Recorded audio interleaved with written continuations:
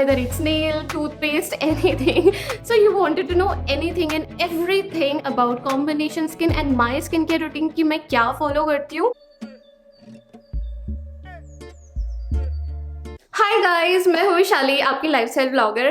तो ये वाली वीडियो का ना वेट आप लोग बहुत टाइम से कर रहे हो और मुझे भी बनाने में बहुत ज़्यादा टाइम लग गया है क्योंकि मुझे प्रोडक्ट्स खरीदने थे, फिर यूज़ करने थे और मतलब काफ़ी सारी चीज़ें पूछी थी यार आपने, और सब कुछ एक वीडियो में डालना. मैं तो दूसरी बार ये वीडियो बना रही हूँ. टू बी वेरी ऑनेस्ट, मैं ऑलरेडी एक वीडियो बना के उसे डिलीट कर चुकी हूँ क्योंकि वो मुझे बिल्कुल अच्छी नहीं लगी और वो कुछ ज़्यादा ही लंबी हो गई थी. मैं उसे छोटा भी नहीं कर पा रही थी, इतनी सारी इन्फॉर्मेशन थी. वैसे तो ये भी लंबा ही होगा. कोई इन्फॉर्मेशन अगर इन केस अगर छूट भी गई ना तो मैं और अपकमिंग वीडियोस में आपको धीरे धीरे बताती रहूंगी सब कुछ. तो आपने ना ये इतने इतने डिटेल्ड, इतने प्यारे मुझे कमेंट्स किए हुए हैं और मुझसे क्लियरली पूछा था like head to toe, you know very well what are the problems of combination skin types, specially teenagers. उस टाइम पे भी मेरी कॉम्बिनेशन स्किन थी तो मेरे को अपने एक्सपीरियंस के अकॉर्डिंग जितना पता है मैं सब कुछ आपके साथ शेयर करूंगी. Plus now you help me with a little trouble, please suggest me these best products in low budget.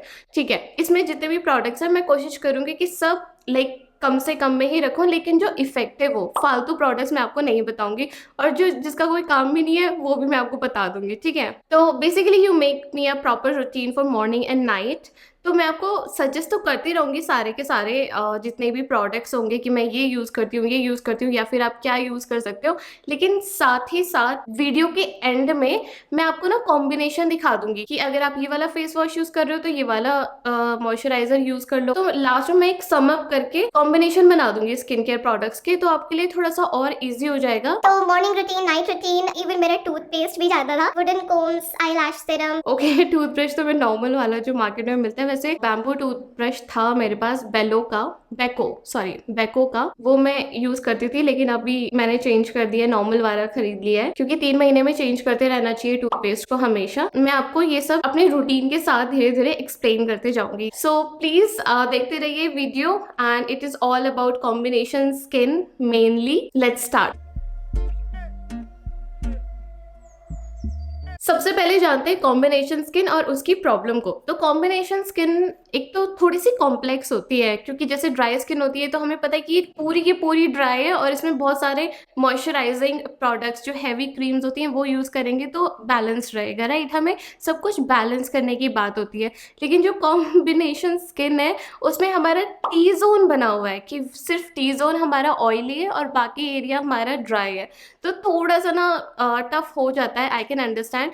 तो हमारी क्या क्या प्रॉब्लम्स है, एक तो सारे सीजन्स के हिसाब से हमारी स्किन चेंज होती है, इन्वायरमेंट के हिसाब से भी अलग अलग रिएक्ट करती है. स्पेशली जो हमारा ये वाला एरिया होता है ना, यहाँ पे ओपन पोर्स हो जाते हैं, नोज पे हमारे व्हाइट हेड ब्लैक हेड्स हो जाते हैं, यहाँ पे भी व्हाइट हेड्स दिखते हैं, है ना. सुबह उठते हैं तो ये टी जोन में ऑयल काफी ज्यादा सिक्रीट हुआ होता है जिसकी वजह से कॉमेडोन्स हो जाते हैं. कॉमेडोन्स एक्ने का ही टाइप है, मतलब स्टार्टिंग में वो छोटे छोटे बम्स रहते हैं, फिर वो धीरे धीरे एक्ने में बदल जाते हैं. तो कॉमेडोन एंड एक्ने भी काफी होते हैं. फिर हम उसमें अगर राइट प्रोडक्ट यूज नहीं करें तो सेंसिटिविटी हो जाती है, यू नो हमारे स्किन का जो बैरियर होता है वो ब्रेक हो जाता है, फिर हमें एक्ने शुरू हो जाते हैं, फिर हम फ्रीक आउट हो जाते हैं, फिर हम और ज्यादा प्रोडक्ट्स यूज करते हैं, फिर वो स्किन हमारी एग्रेसिव हो जाती है और फिर बहुत सारे एक्ने हो जाते हैं स्किन में, राइट.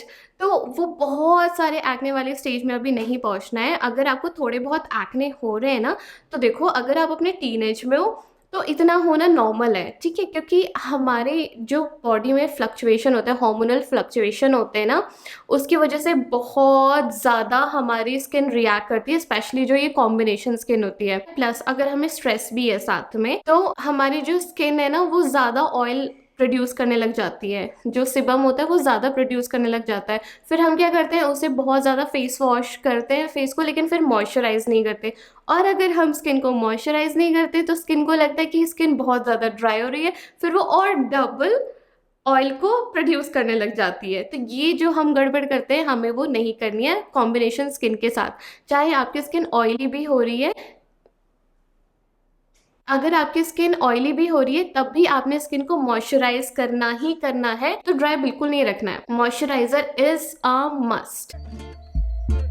अगर आप टीनेजर हो तो मैं आपको फिर से बता रही हूँ, आपको बहुत सारे स्टेप्स इंक्लूड नहीं करने अपने स्किन केयर में. अपना एक प्रॉपर बेसिक रूटीन फॉलो करना है। मेनली आता है क्लेंजर, मॉइस्चराइजर। 18 से ऊपर हो तो आप सीरम इंक्लूड कर लो। अभी स्टार्टिंग में अगर 18 से कम हो तो मैं आपको नहीं बोलूंगी सीरम वगैरह ज्यादा कुछ यूज करने के लिए। And sunscreen. कॉम्बिनेशन स्किन के बारे में ये छोटी छोटी बातें थी, आप ये ध्यान में रखना, ठीक। तो अब चलो रूटीन में चलते हैं।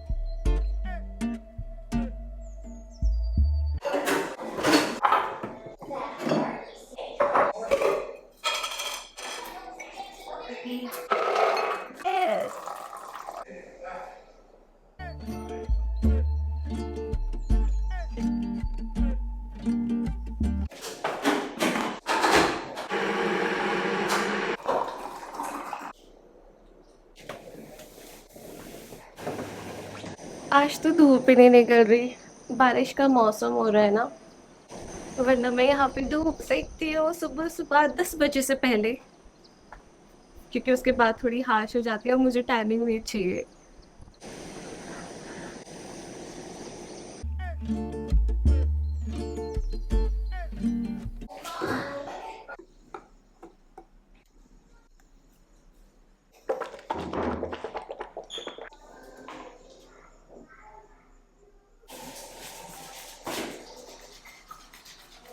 आप लोग पूछ रहे थे ना, तो कुछ स्पेशल नहीं है, ये वाला टूथपेस्ट यूज करती हूँ क्योंकि इसमें जो ये मार्क दिख रहे हो आप, मेरी आवाज़ बहुत गूंज रही है, मैं इसको खोल देती हूँ। तो ये ग्रीन होने का मतलब है कि इसमें हार्श केमिकल्स नहीं है, क्योंकि वो हार्श केमिकल्स फिर जीभ हमारी एब्जॉर्ब करती है, तो यहीं से एब्जॉर्प्शन स्टार्ट हो जाता है एंड लॉन्ग टर्म के लिए बहुत ज़्यादा हार्मफुल होता है। मैंने एक पॉडकास्ट में सुना था, काफ़ी अच्छे रिसर्चर थे वो। काफ़ी साल हो गए मैंने इसको चेंज ही नहीं किया, यही यूज़ कर रही हूँ।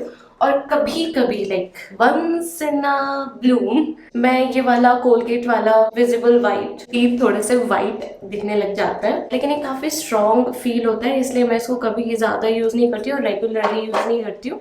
रेगुलरली यही वाला यूज करती हूँ। इसमें भी ग्रीन मार्क ही है।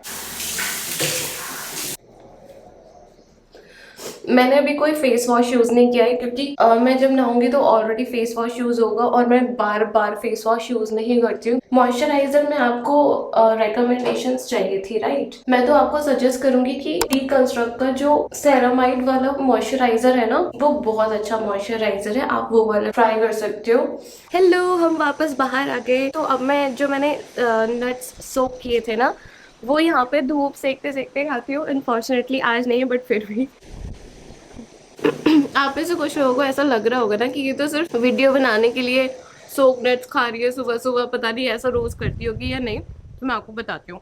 अभी मैं ना ट्रैवल कर रही थी, तो जहाँ मैं गई थी वहाँ पे बहुत ज़्यादा गर्मी थी और मुझे गर्मी बिल्कुल बर्दाश्त नहीं होती, तो मेरी स्किन बहुत ज़्यादा इरिटेट हो गई थी।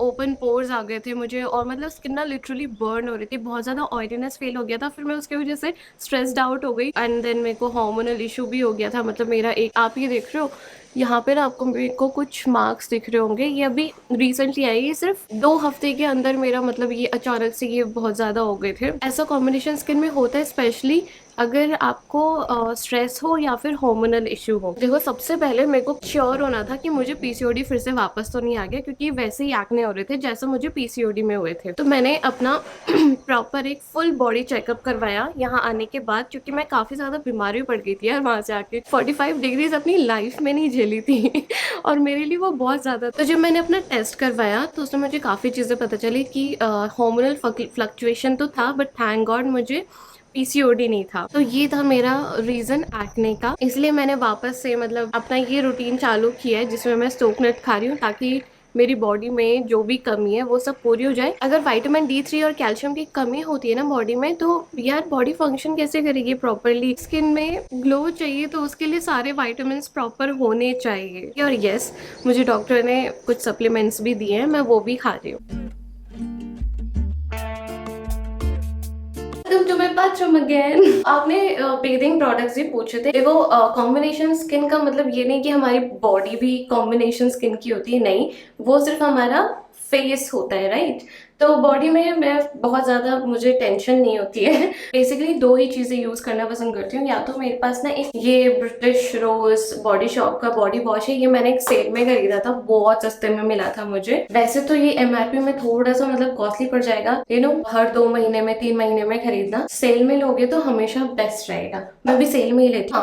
हाँ, सारे प्रोडक्ट्स के लिंक मैंने डिस्क्रिप्शन में ऐड कर दी, क्योंकि कई लोग बाद में कमेंट करके पूछते हैं ना, डिस्क्रिप्शन में चेक कर लेना, मैं सारे के सारे प्रोडक्ट्स के लिंक्स ऐड कर दूंगी, इनकेस खरीदना नहीं हो, अगर सिर्फ चेक भी करना हो तो, ठीक है। बॉडी वॉश के लिए सेकंड चीज मुझे बहुत अच्छी लगती है, जो मैं ज्यादातर यूज करती हूँ बॉडी वॉश से भी ज्यादा, अगर मैं स्पेशली ट्रैवल भी नहीं कर रही हूँ, तो वो है बेसन। तो मेरे घर में ये एक डब्बा रहता है और उसमें एक स्पून रहता है। मैं इस तरह से अपने हाथों में बेसन लेती हूँ, थोड़ा सा पानी ऐड करती हूँ, मिक्स करके उसी से नहा लेती हूँ। मुझे बेसन बहुत ज्यादा पसंद है, मेरी मम्मी यूज किया करती थी बेसन, और मैं भी अब वही फॉलो करती हूँ, काफी सालों से फॉलो कर रही हूँ एक्चुअली बेसन। तो मैं स्टार्टिंग में थोड़ा सा वियर्ड लगता है बेसन को यूज करने में, लेकिन जब आप उसे यूज करने लग जाओगे ना, तब आपको जब लगेगा कि ओ माय गॉड कितनी सॉफ्ट स्किन है, मतलब अच्छी फील होती है यार स्किन बेसन से नहाने के बाद। तो बॉडी वॉश एक्चुअली मेरा फेवरेट बेसन है। तो जिस दिन मुझे लगता है कि मुझे थोड़ा सा फ्रेशनेस चाहिए और थोड़ी खुशबू चाहिए, तो मैं ये रोज वाला यूज कर लेती हूँ बॉडी वॉश। बॉडी लोशन, जैसे मैं बाहर जाती हूँ तो मैं ये SPF वाला बॉडी लोशन यूज कर लेती हूँ विश केयर का। लेकिन जैसे अगर मैं बाहर नहीं जा रही हूँ पूरा दिन, मुझे सिर्फ घर में ही रहना है और धूप में भी नहीं जाना है, मिनिमलिस्ट का ये वाला नायासिनामाइड है इसके अंदर, ये काफी अच्छा लोशन है और ये काफी टाइम तक भी चलता है, मतलब 4 महीने आराम से चल गया था मेरा। तो मैं ये वाला बॉडी लोशन यूज कर लेती हूँ। तो शावर इज डन। शावर में ही मैंने अपना फेस वॉश कर लिया था। तो मैं बताती हूँ कि मैंने ये वाला मिनिमलिस्ट का 2% salicylic acid face wash use किया है बिकॉज ऑफ एक्ने, एंड ये वाला मॉइस्चराइजर यूज किया है, ये खत्म हो गया है। वैसे ये वाला और ये वाला सेम है, मैंने पहली वाली वीडियो में भी बताया था शायद आपको, फॉर्मूला RX का बैरियर रिलीफ। तो ये वाला खत्म हो चुका है, अब ये भी खत्म ही हो गया है। इसमें बहुत ऐसे खींच खींच के निकाला है मैंने। तो ये मॉइस्चराइजर मैं ऑलरेडी लगा चुकी हूँ। मैं मॉइस्चराइजर्स मेनली डैम्प स्किन में ही लगा लेती हूँ, क्योंकि उसमें हियालुरोनिक एसिड, ग्लिसरीन, ह्यूमक्टेंट्स होते हैं ना, तो इट नीड्स वाटर। अब ना एक बहुत बड़ी मिस्टेक है जो हर कोई करता है, इसलिए मैंने अभी तक टॉवल हटाया नहीं है। लोग अपना टॉवल निकालते हैं और ऐसे करना चालू कर देते हैं, जो कि नहीं करना चाहिए। इससे बाल बहुत ज़्यादा फ्रिजी होते हैं, टूटते हैं और फिर ऐसे अजीब से हो जाते हैं, राइट। नहीं करना है ऐसे। बस अगर आपको लग रहा है बहुत गीले, तो आप ऐसे करके अपने बालों में से पानी निकाल सकते हो, इसको सोक कर सकते हो, लेकिन डोंट डू दैट। तो मैंने अपने बालों के लिए क्या क्या यूज़ किया है वो बताती हूँ। आज तो मैंने यूज़ किया है मिनिमलिस्ट का मैलिक बॉन्ड हेयर शैम्पू। ये बहुत अच्छा स्मूथिंग, मतलब काफ़ी सूदिंग काइंड ऑफ शैम्पू है, मुझे अच्छा लगता है। एंड इसमें कोई भी जो प्रोडक्ट्स है ना वो स्पॉन्सर्ड नहीं है, सारे मेरे खुद के खरीदे हुए हैं। वैसे अगर मेरा स्कैल्प ना कभी कभी जैसे इची और मतलब ऑयली फील होता है ना अगर मेरा स्कैल्प, तो मैं प्लम का ना ये वाला यूज कर लेती हूँ, प्लम का tea tree dandruff control shampoo. इससे मतलब काफी आराम मिल जाता है, इचीनेस कम हो जाती है। एंड सिर्फ स्कैल्प में ही यूज करना है, बालों में नहीं लगाना है शैम्पू, ठीक है, ओनली ऑन स्कैल्प। कंडीशनर के लिए मैंने ये वाला मैट्रिक्स का ऑप्टिक केयर, काफी ज्यादा सिल्की सिल्की से लगते हैं इससे बाल, तो मुझे अच्छा लगता है ये। और हाँ, एक हैक बताती हूँ आपको हेयर केयर का। जैसे कि अगर कभी कभी होता है ना कि हमारे बाल बहुत ज्यादा ड्राई फील हो रहे हैं, जैसे हम ट्रैवल करते हैं या बाइक पे जाते हैं, तो बहुत ज्यादा ऐसे ड्राई, फ्रिजी और ऐसे टूटने फंसने जैसे बाल हो जाते हैं ना, तो उस टाइम पे मैं क्या करती हूँ, सबसे पहले बाल गीले करती हूँ और कंडीशनर लगा लेती हूँ, ठीक है। और जब तक बालों में कंडीशनर लगा है तब तक ब्रश कर लिया या फेस वॉश कर लिया, तब तक बाल थोड़े से सॉफ्ट हो जाते हैं। फिर उसके बाद ना शैम्पू करती हूँ, और शैम्पू करने के बाद अगर मैं उस दिन कहीं नहीं जा रही, मेरे पास बहुत टाइम है, तो फिर ये वाला हेयर मास्क यूज कर लेती हूँ। एंड अगर हेयर मास्क नहीं यूज करना है तो फिर से कंडीशनर ही लगा लेती हूँ, अगर मुझे कहीं जाना है या फिर नहीं है मेरे पास टाइम। वैसे ये वाला हेयर ऑयल मुझे काफी अच्छा लगा है, मैंने ब्लिंकिट से लिया था, सोल फ्लावर का रोज मैरी लैवेंडर हेयर ऑयल, आंवला, मतलब काफी अच्छा है ये। जब मुझे लगता है कि थोड़ा नरिशमेंट चाहिए स्कैल्प में एंड बालों को, तो मैं ये वाला हेयर ऑयल यूज कर लेती हूँ। तो ये था मेरा हेयर केयर रूटीन। फिर इसके बाद कुछ नहीं करती, मैं अपने बालों को छोड़ देती हूँ। कोई हेयर सीरम वगैरह अभी तक तो यूज नहीं कर रही हूँ मैं, अगर करूंगी तो इन फ्यूचर बता दूंगी। अब बातें करते करते ज्यादा ही टाइम हो गया होगा। मॉइस्चराइजर अच्छे से एब्जॉर्ब हो चुका है स्किन में, तो मैं अपना सनस्क्रीन यूज़ कर रही हूँ because of course it's morning. मेरे पास अभी एक्वालॉजिका है, मैं इसको ज़्यादा इसलिए खरीदती हूँ क्योंकि मुझे ये अच्छा फील होता है। इसका ना जो टेक्सचर है और इसकी जो फीलिंग है वो मुझे बहुत ज़्यादा पसंद है। सनस्क्रीन मैंने एक्चुअली एक डर्माटोलॉजिस्ट से पूछा है, मुझे वो मंगाना चाहिए, मैं सोच रही हूँ। तो उन्होंने बताया था कि फिक्स डर्मा का या फिर रिक्विल का जो टिंटेड वाला सनस्क्रीन वो बहुत अच्छा है और फिक्स डर्मा का सनस्क्रीन बहुत अच्छा है। तो I am thinking next time I will by that जब ये खत्म हो जाएगा। ये ना बहुत ज़्यादा मैटिफाइंग है, मतलब एकदम स्किन में एब्जॉर्ब हो जाता है और वो चिपचिप वाली फीलिंग भी नहीं देता, लगता नहीं है कि स्किन में कुछ लगा है। सिर्फ यही एक रीज़न है कि मैं बार बार इसी को खरीदती रहती हूँ। वैसे तो उन्होंने ये जो मिनिमलिस्ट का है ना, ये भी बोला था कि ये भी बहुत अच्छा है, लेकिन मुझे ना इसकी फीलिंग अच्छी नहीं लगती, थोड़ा सा ना हैवी हैवी सा लगता है। लेकिन इसका प्रोटेक्शन बहुत अच्छा है। तो किसी को अगर हैवी फीलिंग से प्रॉब्लम नहीं है then you can go for it. मैं इसे यूज़ नहीं कर पाती हूँ अभी तक, ये मेरी फर्स्ट ट्यूब है जो मैंने खरीदी थी और मैं इसे अभी तक ख़त्म नहीं कर पाती हूँ just because of that feeling on the skin. बाहर जब आप जा रहे हो तो देखो सिर्फ सनस्क्रीन से उतना ज़्यादा प्रोटेक्शन मिलता नहीं है, तो आप मेक श्योर करो कि कुछ ना कवर कर लो। मैं तो अपने पास एक स्कार्फ रखती हूँ, स्कार्फ बांध देती हूँ फेस पे एंड मेरा एक हल्का सा पुलोवर है वो डाल लेती हूँ ऊपर, तो मेरे हाथ भी बचे रहते हैं। तो बस इतना सिंपल सा ही है मेरा मॉर्निंग स्किन केयर और बॉडी केयर। एंड मैंने लिप्स पे भी, जैसे मैं एक्स्ट्रा प्रोडक्ट्स ऐसे लिप वाला SPF वाला नहीं खरीदती हूँ, इसी को जो भी कुछ मैं अपने फेस पे लगा रही हूँ वो लिप्स पे भी लग जाता है। अब बहुत लोग बोलेंगे कि ये एरिया बहुत सेंसिटिव होता है, ये होता है वो होता है। यार मुझे अभी तक ऐसा कुछ फील नहीं हुआ है, एकदम बढ़िया चल रहा है। ठीक है, वैसे भी हम सेरेमाइड के जो मॉइस्चराइजर्स यूज करते हैं ना वो बहुत सूदिंग होते हैं, वो लिप्स के लिए भी सूदिंग ही है, तो नो प्रॉब्लम एट ऑल। मैं लिपस्टिक लगा लेती हूँ। ये सब स्किन केयर फॉलो करके ना मेरा स्किन 1-2 वीक्स में एकदम क्लियर हो जाएगा। ओके, आप लोगों ने ना आईब्रो के बारे में और आई लैशेस के बारे में भी पूछा था। मेरे को विश केयर से ही मिला है। आई थिंक यही लोग ज़्यादा एड्रेस कर रहे हैं सारे कंसर्न्स को, मुझे ऐसा लग रहा है। इनका जो फॉर्मूला है इसमें काफ़ी अच्छे इंग्रेडिएंट्स है, लेकिन सारे आयुर्वेद में जो मेंशन होते हैं वो जैसे कि castor oil, sesame oil, coconut oil, olive oil, almond oil, jojoba oil and vitamin E. तो ये सारे जो ऑयल्स होते हैं ना वो अकॉर्डिंग टू आयुर्वेद अच्छे होते हैं, मतलब हेयर ग्रोथ के लिए, हेयर हेल्थ के लिए। लेकिन मुझे ऐसा लगता है ना कि ये जेनेटिकल ज्यादा है, मतलब जेनेटिक्स पे ज्यादा डिपेंड करता है। वरना लोग अपने एक्सटेंशन क्यों करवाते हैं, लाइक आई लैश एक्सटेंशन क्यों करवाते हैं ना, सब लोग यही लगाने लगते और ग्रो कर लेते हैं अच्छे से।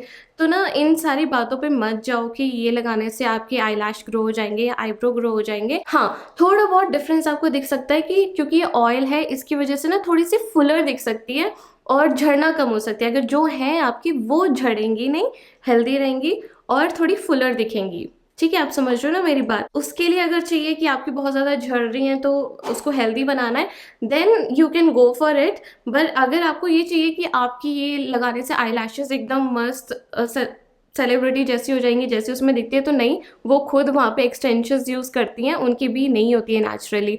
तो नेचुरली ग्रो करना जेनेटिक्स पे डिपेंड करता है। मैंने ये सिर्फ इसीलिए लिया था अगेन क्योंकि आपने रिक्वेस्ट किया था, तो वीडियो के लिए मैंने इसे खरीदा था। तो हम आई लैशेस पे भी लगा सकते हैं और आईब्रो पे भी लगा सकते हैं। और इसके साथ ही एक छोटा सा स्पूली भी मिला था कि अगर आपको डिप करके इस तरह से लगाना है तो कोशिश करना कि दिन में मत लगाओ, क्योंकि फिर वो आईज के अंदर चला जाएगा तो फिर दिखने में थोड़ा ब्लरी हो जाएगा विजन। पुलिस से स्प्रेड कर लेती हूँ। देखो, बहुत ज़्यादा डिफरेंस नहीं है यार। ये सनस्क्रीन लगा के ना मेरी स्किन एकदम ग्लोई हो जाती है क्योंकि इसमें विटामिन C है। ओके, ये देखो, इस पे लगाया मैंने और इस पे नहीं लगाया है, ठीक है। तो आप डिफरेंस खुद से देख सकते हो, बहुत ज़्यादा डिफरेंस नहीं है, मुझे नहीं लगता। हल्का सा ही डिफरेंस है कि ब्रश आउट किया है इसलिए। तो अगर आपको सिर्फ इसके लिए उस पर पैसे लगाना, मतलब मैं आपको थोड़े से पैसे बचा रही हूँ यहाँ पे, ठीक है। इसको खरीदने की ज़रूरत नहीं है, वैसलीन लगा लो या फिर विटामिन E ऑयल अगर है तो वो लगा लो।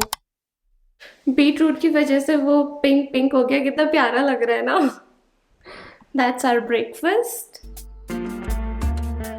अंडर आर्म्स अगर आपके डार्क हैं तो तब आप एक रोल ऑन यूज कर सकते हो जिसमें AHA BHA होता है। मेरे पास तो ये वाला रोल ऑन है, लेकिन इसकी मुझे फ्रेग्रेंस उतनी ज़्यादा खास नहीं लगती, तो मैं अलग से परफ्यूम डाल लेती हूँ। जैसे ज़ारा का ये वाला 300 कुछ का मिलता है, तो जिसमें भी ये AHA BHA है, तो ये वाला रोल ऑन अगर आप यूज़ कर रहे हो तो मतलब धीरे धीरे आपको डिफरेंस दिखने लगेगा अगर आप हर रोज़ यूज़ कर रहे हो तो।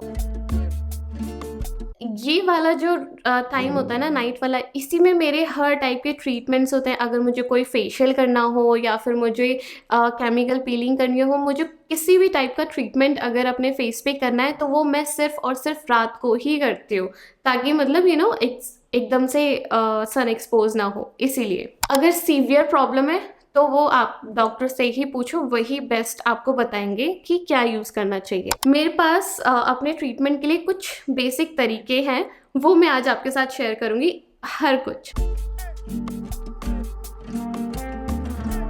कॉम्बिनेशन स्किन वालों के लिए डबल क्लेंजिंग बहुत अच्छी है, क्योंकि उससे जो सेबेशियस फिलामेंट्स होते हैं ना वो निकल जाते हैं। तो मेरे पास ये वाला क्लेंजिंग ऑयल है, मैं इसको यूज़ करती हूँ। इससे अच्छे से अपने फेस में मसाज करती हूँ जब तक कि ये सेबेशियस फिलामेंट्स बाहर ना आ जाए। ठीक है, तब तक मैं करती रहती हूँ, लेकिन दबाती नहीं हूँ, मतलब प्रेशर नहीं करती हूँ। हल्के हल्के हाथों से, फिंगर टिप से ऐसे ऐसे मसाज करती रहती हूँ अपने, स्पेशली अपने नोज़ की तरफ, और फिर वॉश कर लेती हूँ।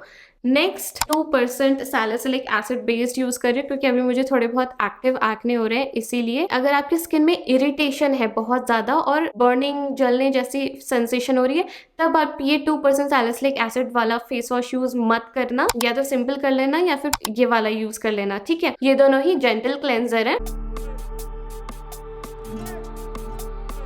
तो मेरे को तो सबसे बेस्ट लगता है कर्ड को मैं अपने हाथों में भी लगा लेती हूँ, अपने फेस पे भी लगा लेती हूँ, और उसे आधे घंटे के लिए छोड़ देती हूँ रात को। ठीक है, फिर वॉश करके अपना सिंपल मॉइस्चराइजर लगा के सो जाती हूँ। ये एकदम बेस्ट है, क्योंकि कर्ड में होता है लैक्टिक एसिड। वो उस लैक्टिक एसिड सबसे माइल्ड एक्सफोलिएटर होता है। किसी भी एज के लोग यूज कर सकते हैं, टीनेजर्स भी यूज कर सकते हैं एंड मैच्योर एज वाले भी। इसलिए मैं इसको जरूर इंक्लूड करना चाहती थी इस वीडियो में। अगर आपको कुछ रिजल्ट मिलता है ना, तो प्लीज मुझे कमेंट करके जरूर बताना, मुझे बहुत अच्छा लगेगा आपकी जर्नी को सुनने में भी। अगर आप दही से कंफर्टेबल नहीं हो, आपको कोई और सोल्यूशन चाहिए, जैसे कि वीकली पैम्पर रूटीन मैं आपको एक बताती हूँ। अगर आपके डार्क स्पॉट्स है तो केमिकल पील यूज कर लेती हूँ। तो मेरे पास ये वाला केमिकल पील है, लेकिन इसको 18 से नीचे 23 वाले भी मत ही यूज करना। भी अगर बिगनर हो तो सिर्फ मिनिमम 5 मिनट्स के लिए ही यूज करना, उससे ज्यादा यूज मत करना। तो AHA BHA मैं यूज कर लेती हूँ डार्क स्पॉट को रिमूव करने के लिए, लेकिन सिर्फ 15 डेज में एक ही बार। अपनी स्किन को इरिटेट नहीं करना है, वरना एक्ने और डबल हो जाएंगे।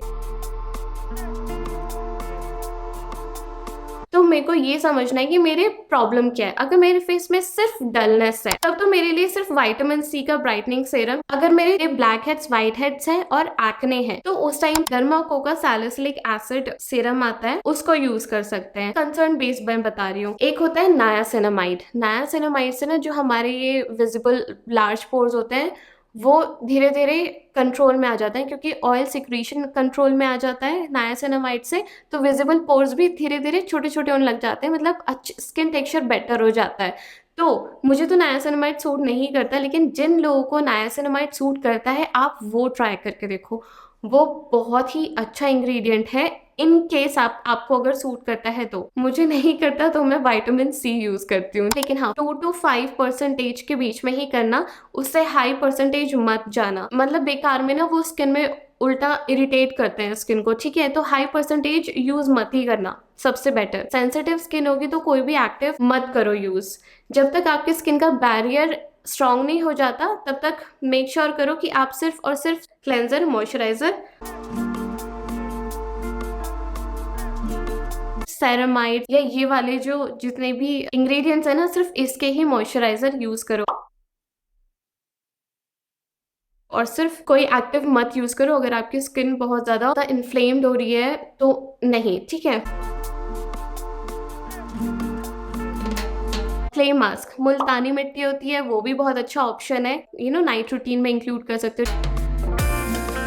कोरियन प्रोडक्ट्स होते हैं ना, वो बहुत ही अच्छे होते हैं। लाइक लिटरली उनको यूज करने से ना डिफरेंस पता चलता है, लेकिन वो थोड़े कॉस्टली होते हैं, राइट। इवन जब मैं भी कोरियन प्रोडक्ट्स नहीं खरीद पाती थी, तो मेरे पास ना एक छोटा सा हैक है जो मैं आपके साथ शेयर करती हूँ। अब जैसे कि सपोज मैंने अपना केमिकल पीलिंग किया है, और उसके बाद हमें एक बहुत ही कामिंग एंड सूदिंग मॉइस्चराइजर लगाना है, लेकिन उतना अच्छा मॉइस्चराइजर हमारे पास नहीं है जो इरिटेशन को रिड्यूस कर सके। तो क्लेयर्स का ये मिडनाइट ब्लू करके शीट मास्क आता है, ये ज़्यादा कॉस्टली नहीं है लेकिन ये बहुत अच्छा है, स्किन बहुत ज़्यादा काम हो जाती है एंड स्पेशली आप केमिकल पीलिंग के बाद अगर आप यूज़ कर रहे हो ना तो उस टाइम के लिए बेस्ट है। जनरली भी अगर इरिटेशन फील हो रही है स्किन में या फिर थोड़ा बर्न हो गई है तो ये एकदम परफेक्ट लगता है मुझे। इनिसफ्री का अकाई बेरी इंस्टेंट ग्लो के लिए मुझे बहुत अच्छा लगता है। विटामिन सी वाला जो इनिसफ्री का है वो भी बहुत अच्छा है।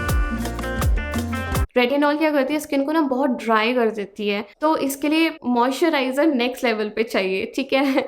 लेकिन अगर आप 20 से नीचे के एज पे हो तो मैं आपको रेकमेंड नहीं करूंगी अभी रेटिनॉल यूज करने के लिए। उससे ऊपर आप यूज कर सकते हो रेटिनॉल को रात में। कॉम्बिनेशन स्किन के लिए भी एकदम परफेक्ट है। ऑलमोस्ट ये वीडियो खत्म होने वाला है तो अब ना एक रूटीन सम अप कर लेते हैं कि आप क्या कर सकते हो। अगर आप बिल्कुल ही लो बजट वाला स्किन केयर फॉलो करना चाहते हो, ये लो बजट वाला मतलब अपने पैसे सेव करके लेकिन सेम इफेक्ट लाना चाहते हो, ये सिंपल का फेस वॉश ले लिया, मॉइस्चराइजर ले लिया सेरामाइड वाला एंड प्लस एक सनस्क्रीन ले लिया, जो भी आपको पसंद आए। मुझे तो एक्वालॉजी का ही अच्छा लगता है, लेकिन आपको जो भी अच्छा लगता है वो वाला सनस्क्रीन यूज कर सकते हो, ठीक है। ये हो गया हमारा morning routine simple. Night time पे दही यूज करो क्योंकि उसमें ऑलरेडी एक्सफोलिएंट्स है, इसलिए मैंने आपको सिंपल वाला फेस वॉश बताया, ठीक है। अलग से AHA BHA कुछ भी ऐड करने की जरूरत नहीं है दही के साथ। फिर आपका ये मॉइस्चराइजर हो गया, very simple and effective. Pigmentation की प्रॉब्लम होती है वो भी सन एक्सपोजर की वजह से, तो जो सनस्क्रीन आप यहाँ लगा रहे हो यहाँ पे भी आप लगा लो। एंड ओके, प्रॉब्लम ये आती है बार बार, आई एम सो सॉरी, मैंने ये इतना बड़ा पॉइंट मिस कर दिया कि हम ना कई बार ऐसे कर लेते हैं है ना, अजीब से चाट लेते हैं वो पूरा, तो सनस्क्रीन तो हट जाएगा। फिर ऊपर से अगर हम खाना खा रहे हैं उससे भी सनस्क्रीन हट जाएगा, तो दोबारा से लगाने के लिए तभी आपने मुझसे, आई एम सो सॉरी, तभी आपने मुझसे पूछा होगा कि SPF वाला बता दो। तब उस केस में आप ये सेरामाइड, ये जो विश केयर का बाम है, तो लेकिन टिंट मुझे अच्छा नहीं लगा तो अपने साथ कोई लिपस्टिक रख लेना अपनी फेवरेट। लिप स्क्रब आप या तो आप शुगर का लिप स्क्रब यूज कर सकते हो या फिर कॉफी से स्क्रब कर सकते हो या फिर आप बेसन से भी स्क्रब कर सकते हो। उसके बाद अच्छे से मॉइस्चराइज करके रखो।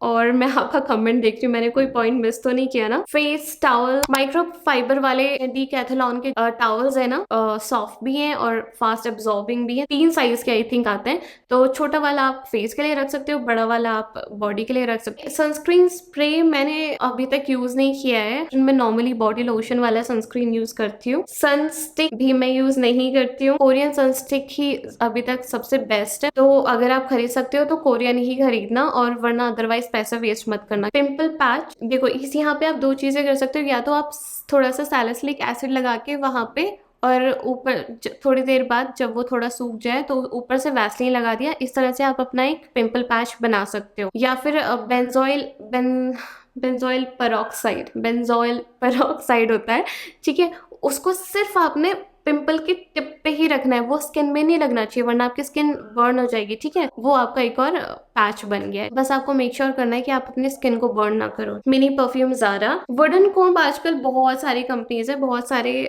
वुडन कोम्ब आ रहे हैं, आप कोई भी यूज कर सकते हो। मुझे नीम वुडन कोम्ब ज्यादा पसंद है, अगर आपको नीम का वुडन कोम्ब मिल रहा है तो that is a good option. तो मैं ये सारे लिंक्स ना एक काम करूंगी, मैं नीचे डिस्क्रिप्शन में डाल दूंगी, ठीक है। Okay, I think this is it. काफी लंबा वीडियो हो गया है ये वाला, एंड आई होप कि मैंने आपके सारे क्वेश्चंस के आंसर दे दिए हों, एंड फिर भी अगर मैंने कुछ छोड़ दिया है तो I am so sorry about that.